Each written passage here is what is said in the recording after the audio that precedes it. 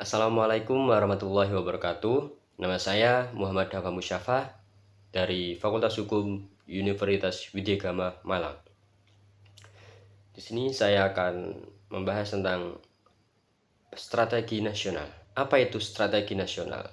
Secara sederhana, strategi nasional adalah sebuah rencana besar, terpadu, dan komprehensif yang dirumuskan oleh suatu negara untuk mencapai tujuan-tujuan jangka panjangnya.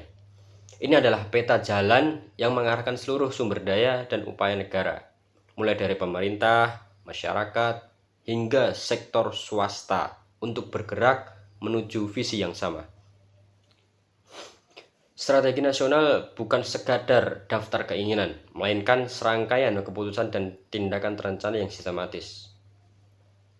Mengapa strategi nasional penting? Ada beberapa alasan mendasar mengapa strategi nasional itu vital bagi sebuah negara. Yaitu poin ke-1, memberikan arah dan fokus. Tanpa strategi yang jelas, upaya pembangunan akan tersebar dan tidak terkoordinasi. Strategi nasional memastikan bahwa semua elemen bangsa bergerak ke arah yang sama, menghindari tumpang tindih dan mengoptimalkan penggunaan sumber daya. Poin kedua, menghadapi kompleksitas tantangan. Dunia saat ini penuh dengan dinamika dan ketidakpastian. Krisis ekonomi global, perubahan iklim, perkembangan teknologi yang pesat, hingga ancaman keamanan cyber. Strategi nasional memungkinkan negara untuk mengidentifikasi tantangan ini, menganalisisnya, dan merumuskan respons yang efektif secara proaktif, bukan reaktif. Poin ketiga, memaksimalkan potensi dan sumber daya. Setiap negara memiliki potensi dan keterbatasan. Strategi nasional membantu dalam mengidentifikasi kekuatan yang dapat dimanfaatkan dan kelemahan yang perlu diatasi. Ini tentang bagaimana kita memanfaatkan sumber daya alam, manusia, dan teknologi secara optimal untuk mencapai tujuan nasional. Poin keempat, meningkatkan daya saing bangsa. Nah, di tengah persaingan global, negara-negara memiliki strategi nasional yang kuat dan adaptif, cenderung lebih unggul. Nah, strategi ini membantu dalam menciptakan iklim investasi yang kondusif, mendorong inovasi, dan mengembangkan sektor-sektor kunci yang dapat bersaing di pasar internasional.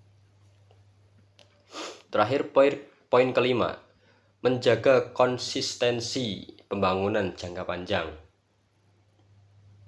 Pergantian kepemimpinan atau dinamika politik bisa memengaruhi arah pembangunan. Strategi nasional yang kokoh berperan sebagai jangkar yang menjaga konsistensi visi dan misi pembangunan jangka panjang, terlepas dari perubahan rezim. Nah, ini penting untuk keberlanjutan program-program strategis. Dari itu, aspek-aspek kunci dalam perumusan strategi nasional. Perumusan strategi nasional tidaklah sederhana. Ini melibatkan beberapa aspek penting, yaitu poin pertama, visi dan misi yang jelas. Apa yang ingin dicapai bangsa ini dalam 20, 30, atau 50 tahun ke depan. Poin kedua, analisis lingkungan strategis. Memahami kekuatan, kelemahan internal, serta peluang dan ancaman eksternal, atau bisa diingat dengan SWOT analysis. Poin ketiga, penetapan prioritas. Sumber daya terbatas, maka perlu ada prioritas yang jelas mengenai sektor atau bidang mana yang akan difokuskan.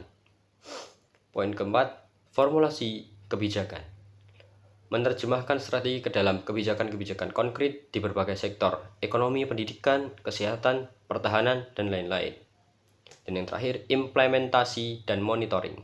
Strategi harus dapat dilaksanakan dengan terus dipantau perkembangannya, serta dievaluasi secara berkala untuk penyesuaian. Contoh, implementasi di Indonesia.